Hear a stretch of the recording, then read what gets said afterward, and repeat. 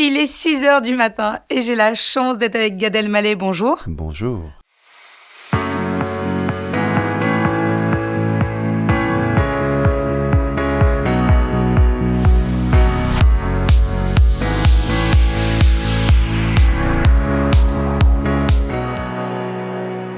Pourquoi 6h du matin ? Parce que c'est l'heure qui s'invite dans ma vie, dans ma tête, dans mon cerveau, dans mon lit, dans ma journée. Et c'est l'heure qui me propose le champ des possibles infini.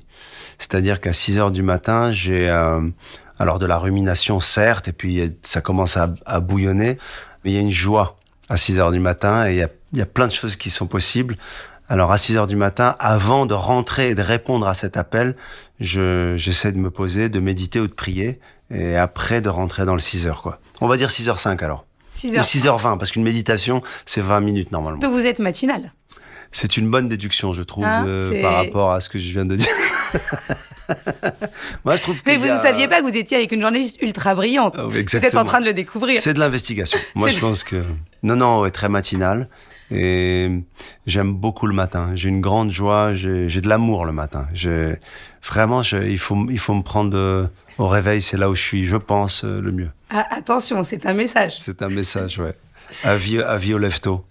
Est-ce que vous êtes ponctuel ? Très. Je suis ponctuel de manière obsessionnelle. Je suis intolérant avec les gens pas ponctuels. Je suis très frustré quand quelqu'un me fait attendre ou n'est pas ponctuel parce que ça installe quelque chose qui est... je suis très ponctuel. Vous l'avez toujours été ? Je crois, oui. Mais je dois dire que c'est pas uniquement une qualité, c'est la conséquence de mon anxiété et c'est la conséquence de... Alors, il y a de l'éducation, certes, il y a du savoir-vivre, il y a du professionnalisme, mais il y a de l'anxiété aussi. D'ailleurs, pour arriver à l'heure, c'est ce que les gens en retard ne comprennent pas, on doit arriver en avance, en fait. On peut pas arriver à l'heure. Personne n'arrive à l'heure. T'arrives en avance pour être à l'heure. Alors que les gens qui arrivent à l'heure, ils sont en retard, et les gens qui sont en retard, ils arrivent très en retard.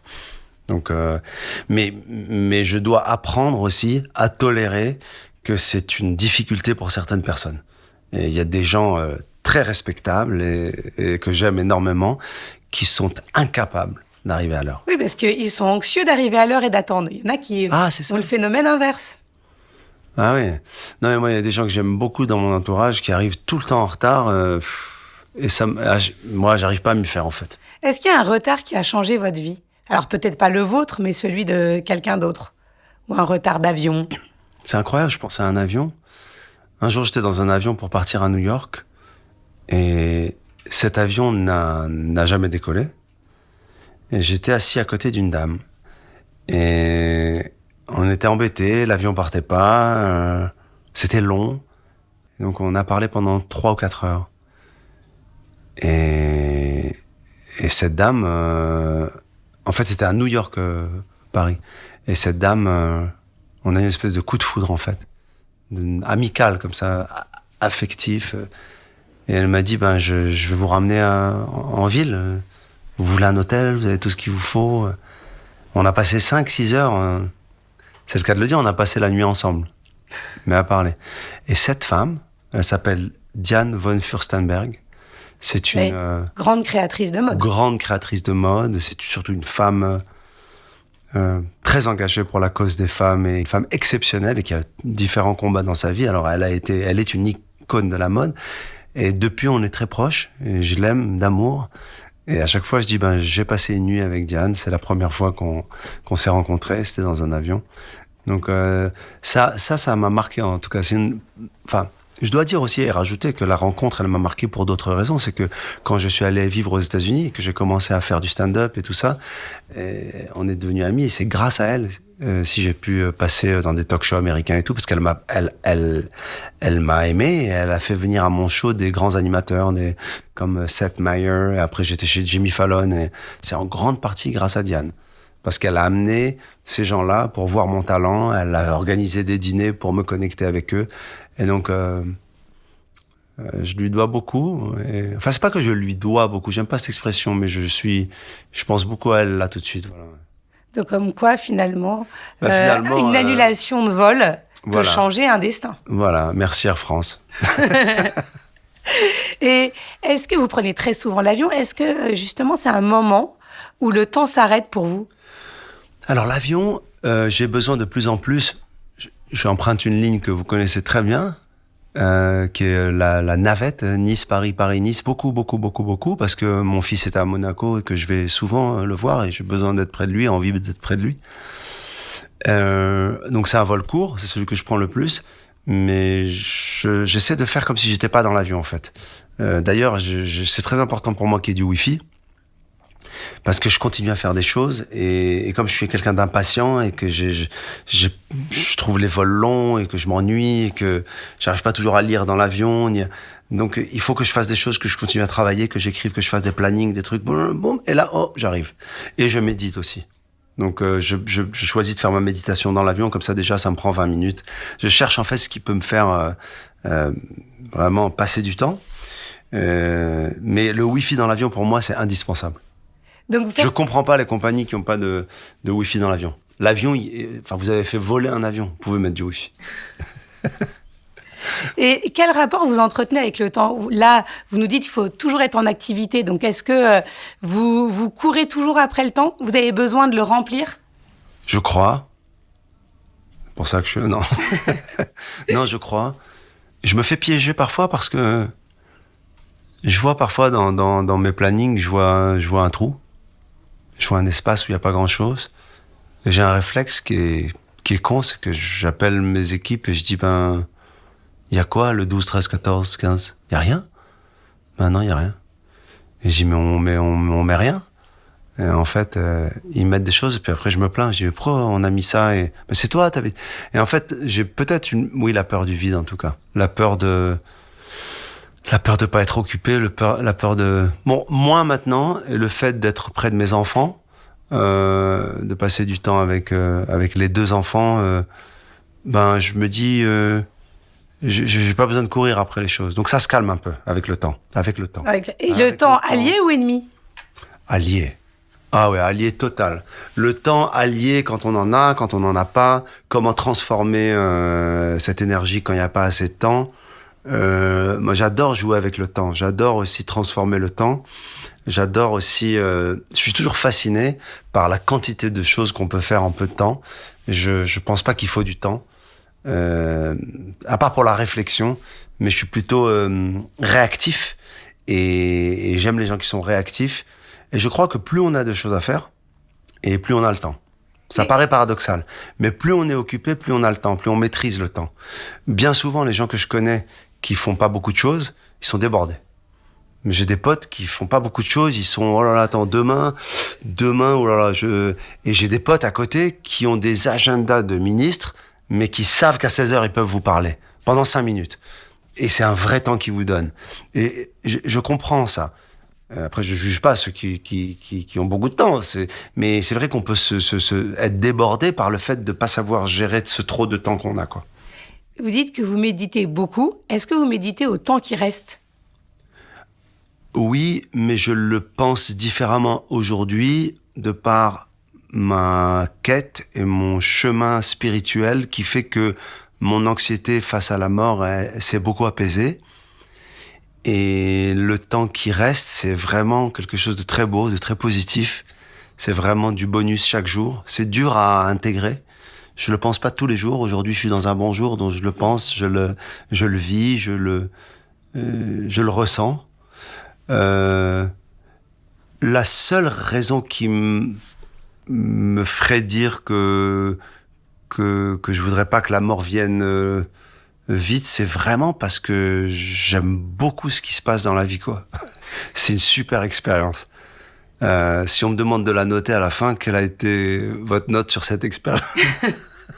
Pour l'instant, elle est plutôt bonne. Moi, je mets 5 étoiles. Moi, je mets 5 étoiles. Franchement, ouais, c'est une expérience et avec tout ce que ça comporte. Avec les souffrances, les surprises, les joies, les peines, les rencontres, surtout les rencontres, les belles rencontres. C'est un manège, moi j'adore ça. Et est-ce que vous mettez 5 étoiles? J'adore la vie, c'est super. Mais, moi je conseille à tout le monde. Je conseille à tout le monde, vraiment.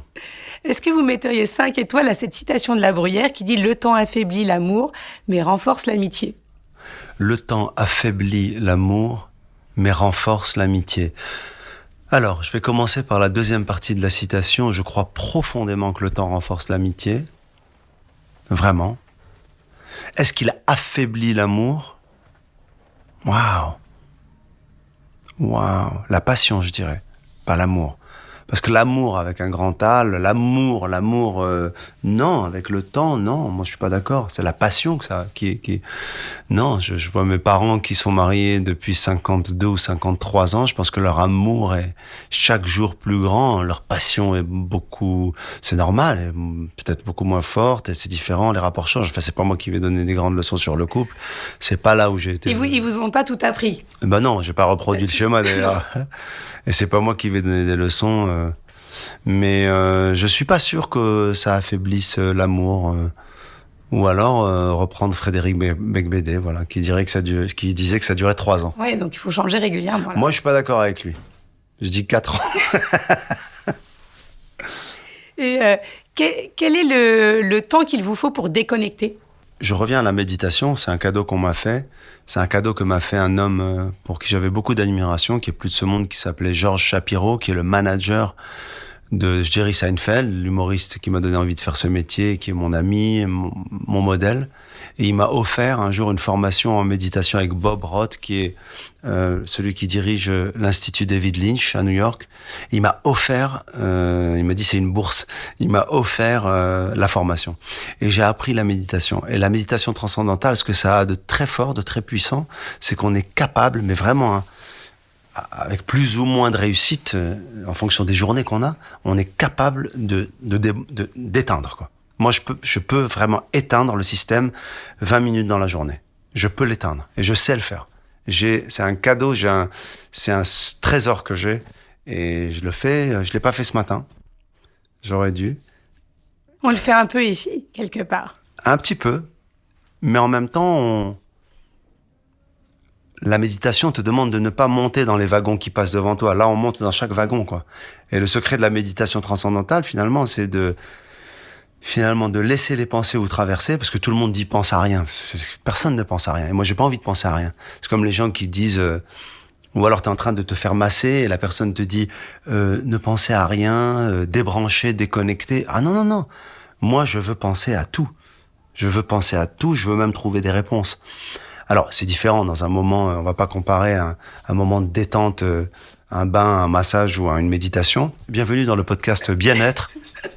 Health and Laura. Non, mais la méditation en tout cas, c'est un principe qui fait qu'il faut accepter les pensées qui te traversent l'esprit sans embarquer dedans. C'est le secret. Et c'est très difficile. Essayez, n'importe qui, essayez de fermer vos yeux. Plein de pensées vont vous traverser. Vous allez être très fort le jour où la pensée, vous allez laisser traverser votre esprit sans monter dedans. Est-ce qu'il y a un temps qui vous manque?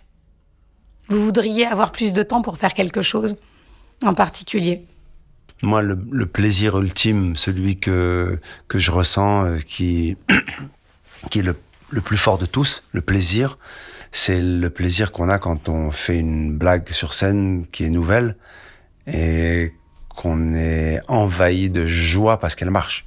Et la dernière vanne que vous avez testée ou que vous allez tester?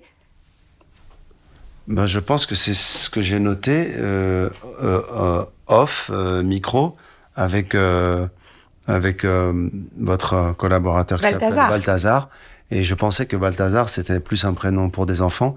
Et après, je vous ai dit qu'il fallait qu'on change de prénom en fonction de nos âges. C'est pas au stade de vanne, là. C'est dit en mode pas drôle. Mais je crois que ça peut faire quelque chose de dire, en fait, on a un prénom à la naissance. Et en fonction de même comment on évolue physiquement, on devrait changer de prénom. À mon avis, on devrait avoir 7-8 prénoms, quoi. Et tu peux pas être très très vieux et t'appeler Chloé ou Lilou. Tu peux pas être un nouveau-né et t'appeler Marcel ou Albert. Ou peut-être, je sais pas. Merci beaucoup, René. C'était un plaisir de vous recevoir dans ce podcast. Écoutez, Jacqueline,